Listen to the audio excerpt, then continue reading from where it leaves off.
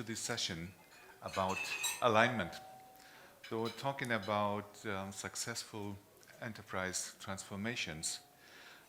We will have a focus now on the importance and relevance of alignment. And these three gentlemen will share their experience in the different areas of alignment with their clients and their business background. So let me introduce the important people on this panel. So from right to left, we have Morten Poulsen from People in Denmark, a company with a global footprint focusing on ERP, Microsoft Dynamics and the like. Then we have Tolga Acarli, our local hero here from Consulta, a Big Four-like, quite wide-serviced consultancy, audit and advisory firm based in Turkey. And we have Ehab Morgan from T60, a Munich-based German consultancy with a focus on digital transformation in certain business and industry areas. So welcome to these three gentlemen.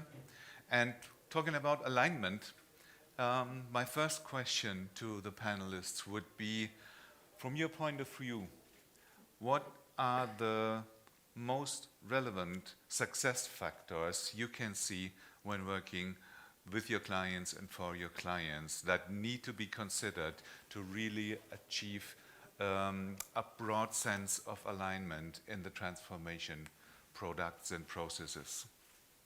So, would you like to go? Yes, please. Shall I start? I hope this is turned on. So first of all, my name is Morten Poulsen, and I work in a company that works with global companies around the world. So we have a partner network of 100 partners, which act as one consultancy company.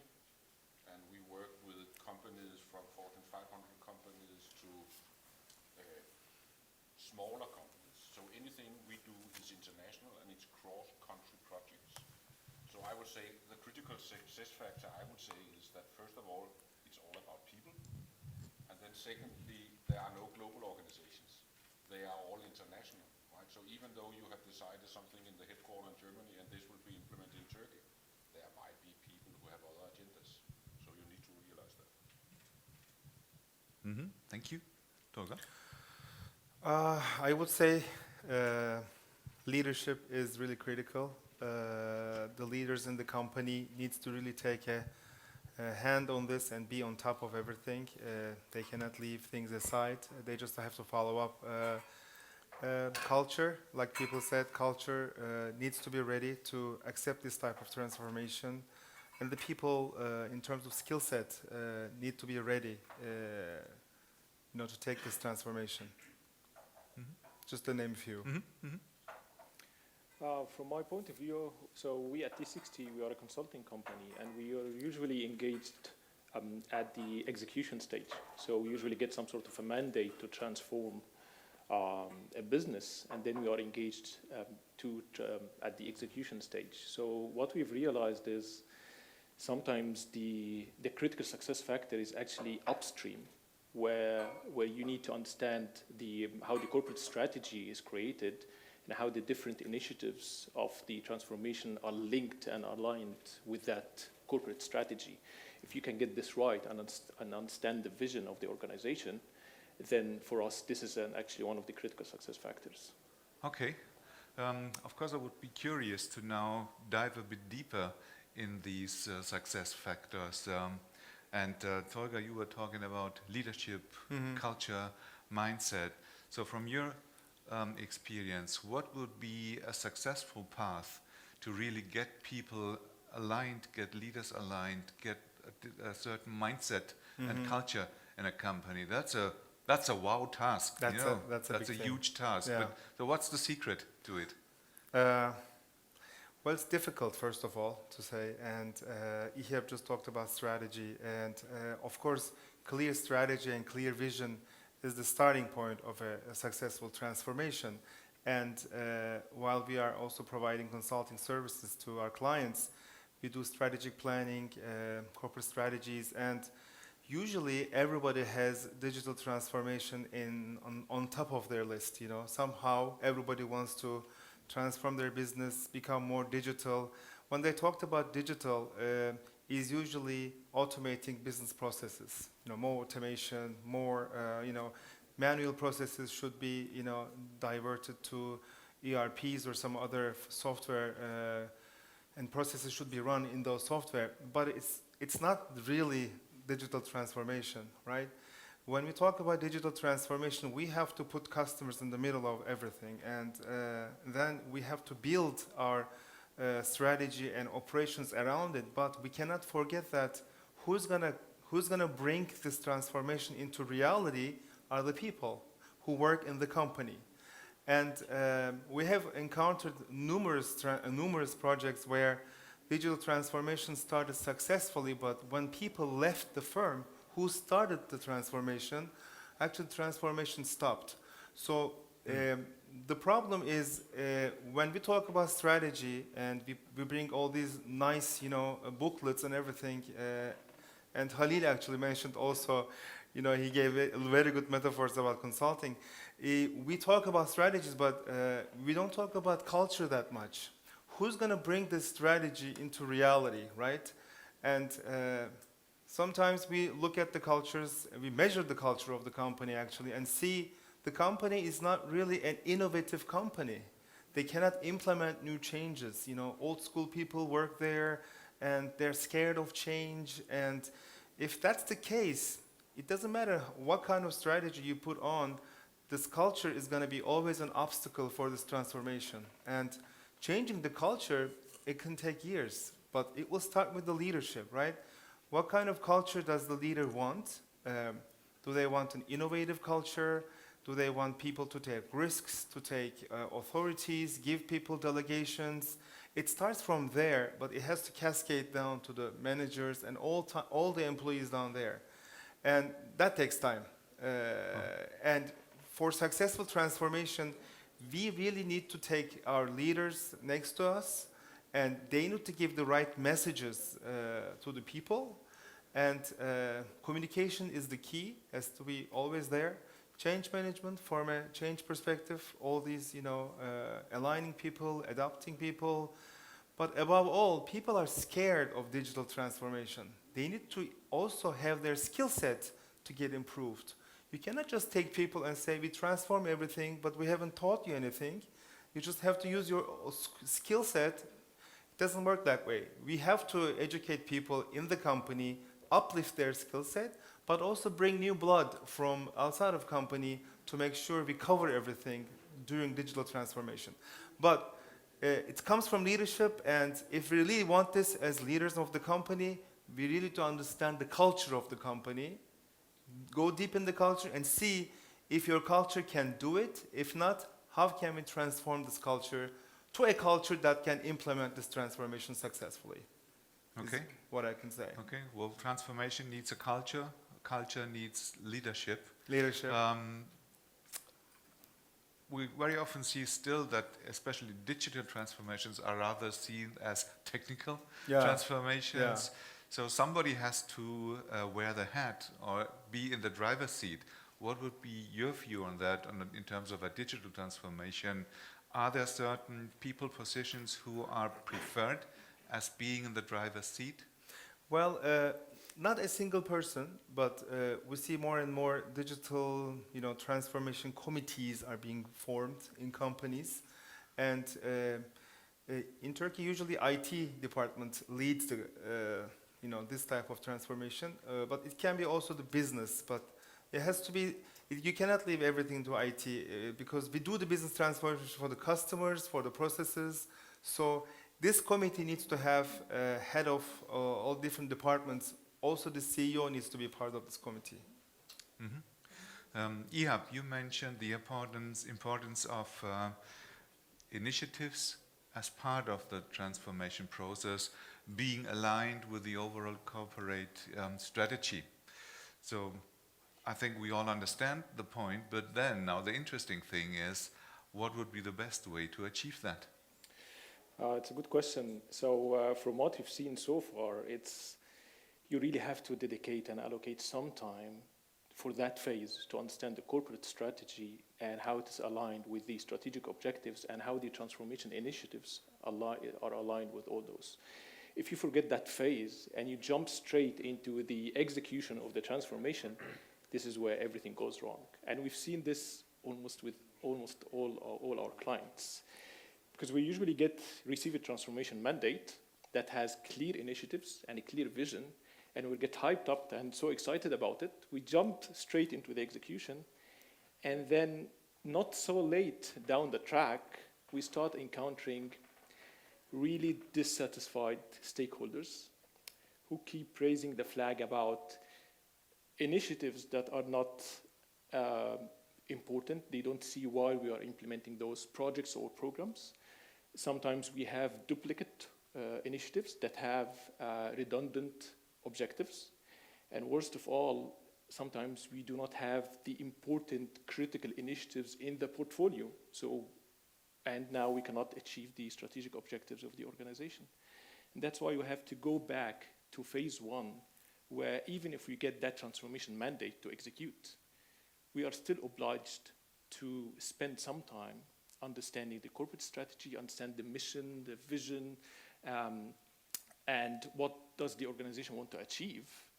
And then from that point, we move to the next step, which is, okay, we understand the vision now. Let's check every project and program in the portfolio and understand how relevant is that project or initiative to the strategic objectives.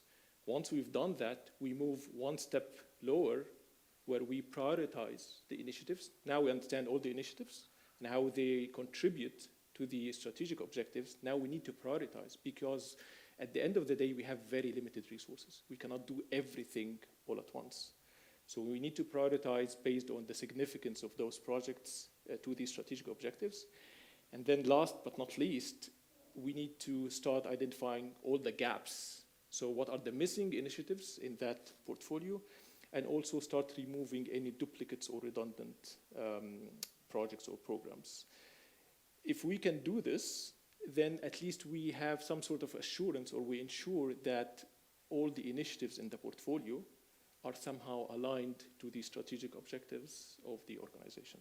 And now we end up with a well-balanced, and optimized and prioritized portfolio. And that's what we need to have so that before we can start executing the transformation journey. Okay, Yeah. and then once you've done that, and you have to carry on the people along the initiatives. So Exactly. that usually is quite a task to keep them on the run, keep them updated. How are you managing that? Well, as Tolga mentioned earlier, people are at the core of any transformation. And when we talk about people, we talk about different categories of stakeholders. We've got the program and project managers, we've got the senior management, we might have people working on in a factory plant. So we've got several categories of stakeholders. How can we keep all those aligned? I think this is where a good old-fashioned dashboarding and a strong, effective reporting system come into play. And it's a fact, we are visual creatures. So we like to look at a visually well-structured dashboard that shows us relevant information that we want to see. So we always depend on having dashboards in place, dashboards that are tailored for every category of the stakeholders. They have to be visual, they have to reflect real-time information, the information and the data should be accurate, complete, relevant to the different stakeholders, as I mentioned earlier. So having dashboards in place that are tailored to the different categories of the stakeholders and having strong reporting system, it helps a lot convey the information and also have the vision always available and accessible to everyone. And I think that's one of the important factors that we need to keep in mind, having the visual, what we call the information radiators all over the place. Mm-hmm. Mm-hmm. Morten, you raised this point that there are no global companies, but there are stakeholders everywhere. Exactly. And again, even if you work cross borders in different countries, they need to be managed, Yes. which usually also is quite a task. Yes. Could you share your experience, your learnings, how to manage these stakeholders across the organization? Well, I think Ehab said a lot of wise thing about this, because it's, if you have started at top and you have managed your stakeholders there, and you have a common platform that you can communicate around, then I think you have a good starting point, because that's where often it actually breaks, right? Because then you have different business lines that are not aligned, and people down further in the organization, even international, then start questioning that in their line of business. So if you start right, then you have the foundation, but you need to, I think you need to be aware that this is in fact an iterative process.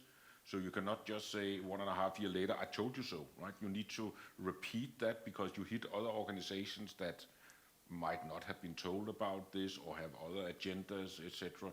So it's all about people and it's all about communication, but starting right. And I think a lot of what we have been discussing here today give you the foundation for communicating right. And then I would also throw in a little thing called time, right? Because these, prehistoric big projects that would lasting 5, 6, 7 years time frame, I think hopefully they're gone, right? Because change is happening so fast that before you have reached the end of that and the last country, then things have changed, right? So you need to consider also time, right? But communication and communicating in the right way and repeating it and mapping out actually who are the key stakeholders in all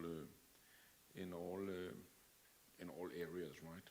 People still, for very big companies, tend to see this as IT and technology projects, and they are not, right? They are business change projects. And if we think about different types, sizes, complexity now of companies, would you see any general differences, or is there a non-global, global client easier to handle in terms of stakeholder management? Do smaller corporates have an advantage, or is there some universal law that's more or less relevant for all of them? You can say the first law is that it's always complex, right? But I would say the larger the company, of course, the bigger the amount of different agendas and different high power executives and stakeholders that you need to manage, right? Whereas in the smaller company, it becomes more like line management thing, and they can just decide. And then there you have other problems, which is typically problems like having the right amount of resources, skills, etc., to be able to actually execute the change, right? So it's a different problem, I think. Mm-hmm. Mm-hmm. So all of you, sorry. Just to comment on also on Morten. So when we talk about alignment with the stakeholders, we have to make sure that it's a two-way channel, because what we've seen, or what we usually talk about, is how we share information with the stakeholders, right? But sometimes we forget to establish some sort of mechanism in place, what's called a feedback mechanism, where they give them the chance to share feedback and guide us on what they want to change, for example. And that's very important to have that mechanism in place. We don't want just to push information and make it available. We need to make sure that they also have the chance in a regular, consistent way that they can share the feedback, share the input on an initiative or the dashboard they want to change it. So it's very important to establish that two-way communication system in place as well. Mm-hmm. Well, earlier today we have seen Halil presenting their impact platform at Digitopia. Now all of you three and your companies are partnering. Yeah. So one good message is already you're on the right top side of what Halil has shown us. Yeah, we hope so. Yeah. But what I would be curious, of course, is now with all these topics we've spoken about and the task of achieving more alignment in a transformation process, where exactly does Digitopia come into play? How does it help you? How do you utilize the platform? What's your experience based on that? So open up to anyone who would like to start. Well, I can start. I would say for us who are maybe a little further down the chain, as seen as more implementation partners, if you will, then it gives us, first of all, a network of partners that we can point to and say, hey, you probably need some help from these guys in order to start right? But then it's also a thing that you can actually talk about and say, to your existing customers, etc. You need to consider this in order to do your future projects right, even if it's not us who actually do the actual management consultants, etc. I think it provides a platform that enables you to have the right conversation with your customers. I want to add one additional thought about alignment. We tend to sometimes forget that we do everything for the customers, basically. We want to transform the business, everything. Everybody talks about how business is going to operate, but we always have to think about what the customer really needs and wants, and what are the really priorities of the customers. And the alignment comes after that. With Digitopia, actually, what we see as management consultants, we bring everything under one platform. All the ideas, all the thoughts around digital transformation. Otherwise, Halil said, they are kept somewhere in Excels, PowerPoints, Word, Minds, etc. So this platform brings everything together, and we are also, as consultants, we like to measure the maturity levels of different processes and the company as a whole organization, and really we try to increase the maturity level of the company towards best practices. So this tool, actually, this platform gives us both measuring ourselves and how we can do against time in terms of maturity, and also benchmark ourselves with other companies and bring all our ideas together. So we utilize it very well, and it's a good tool for companies who start a strategic plan or start a digital transformation plan, to bring everything under one single platform and to manage and track everything under one platform. Yeah. I think we have a similar case like Tolga's. So we sit at the consulting side of the spectrum, and we as consultants, we always like to leverage existing frameworks. We don't like to reinvent the wheel. So at T60, we deliver digital transformation consulting, and we've always wanted to leverage an existing or a strong, solid framework. And we came across Digitopia, and we started investigating the framework and the 6 different dimensions that can help us engage with the client and start tackling digital transformation, starting with the digital maturity assessment. So this is one thing we really liked about Digitopia, is the framework. We have a solid framework, it's very detailed, and it also helps us bring alignment also with the client, where we tell them, okay, these are the 6 different dimensions we're going to assess, and they are detailed, and we will run a digital maturity assessment, and so on and so forth. So this was the first part. The second part was actually the tool, the web tool, which brings everything together. It's, as I said earlier, it's a visually appealing tool. It brings everything together. Clients can just log into the tool. They can see their digital maturity levels. They can see the roadmap, the gaps, and the target level they want to achieve. And also they can see all the initiatives and the budgeting and the costing. So for us, it's a very strategic tool, and we're really happy to have that partnership with Digitopia. One last question, because we've always almost come to the end of our short 30-minute session, but that's quite a private one. If you think back about all your experience, your client, the years you're in the business, if you could nominate only one secret ingredient for achieving alignment for a better, successful transformation, what would that be? Right, I can start. Well, Go ahead. Can be the same if you have same experiences. So what you personally would say, if you have only one shot to look at the most, look at that.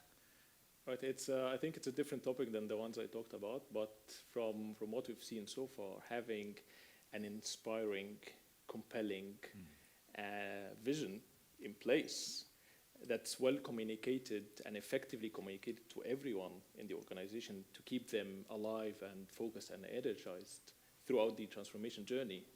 For us, this is really like the one ingredient that can make things really happen.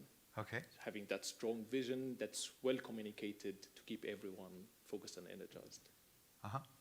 If I can add, I think we're saying the same thing, but I would phrase it like, you need to be able to explain why. If you can't explain why, then you probably shouldn't start, right? And you need to be able to communicate that to everybody. I would say leadership and investing on people. Okay, thank you. So, if you're running transformations, have a vision, have a why, and have leaders who are able to transport it to the people. Thank you for listening. Thank you for your time. Thank you.